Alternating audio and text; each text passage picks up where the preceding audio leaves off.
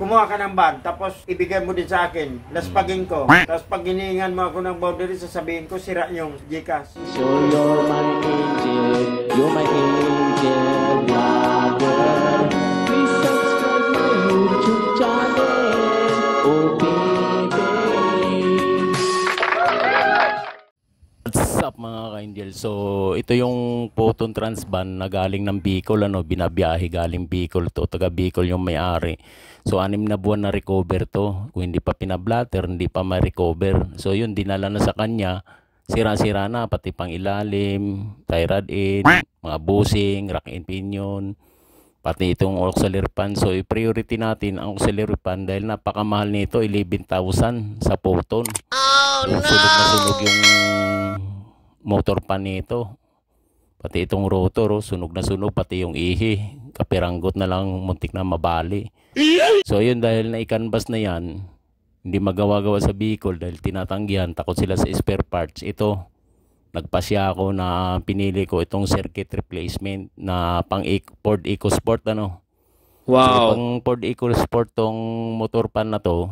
So imamount natin dito sa bracket niya, para magkasya, magiging original pa rin siya. So tatagal naman tong motor pan ng pang EcoSport, gawa ng brand new ang binili natin, so pareho lang naman sa wattage saka ampere nito.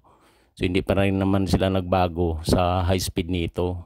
So yun nga lang sa mounting, dahil may sobra konti, yun babawasan lang natin yan para maipit natin, sinusukat ko lang yan yung pan para kung saan ko babawasan, may ibobolt lang dyan.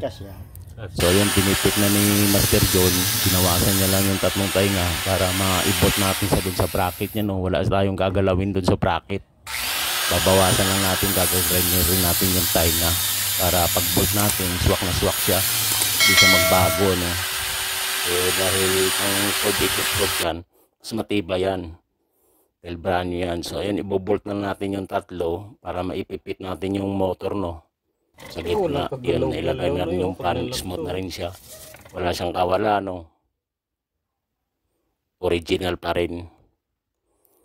So ayan, nilalaro lang ni Utol yung pan, kung may sayad ba o wala. So ayun, ikabit na namin yan, yung motor pan, tutornilo lang yan, ipafinalize na yan.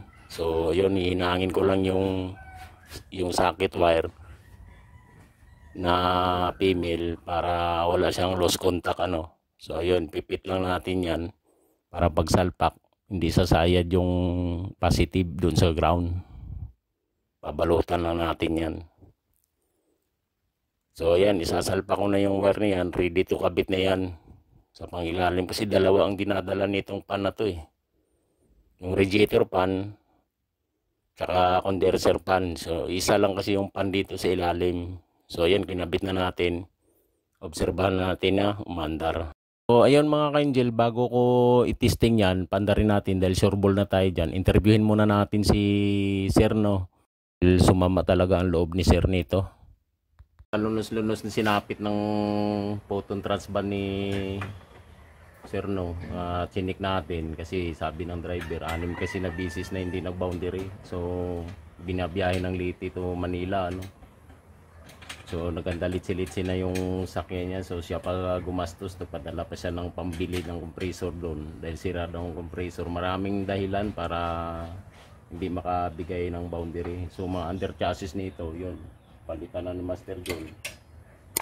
Yan, So kinanap yung pang under chassis, yun na lang ang problema doon sa aircon. So inasimbulan natin ang pang Ford, na motor pan.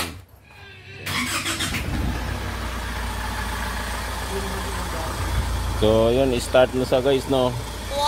Start na, titingnan natin yung ilalim.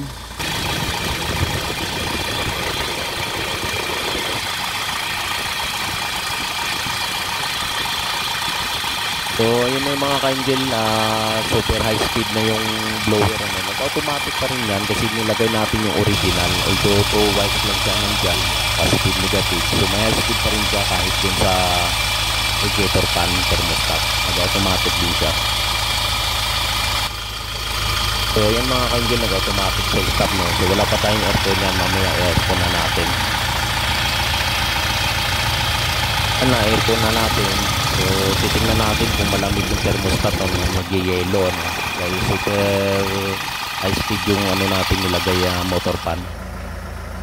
At ito na nga mga ka-Indian, tapos na yung proseso, finalize na to, lalabas na sa talyer si Photon Transban, ano. So sobrang lamig na yung aircon, nagyayelo na yung evaporator, pati yung driver at saka pasahero, nanginginig na sa ginaw dun sa loob, ano.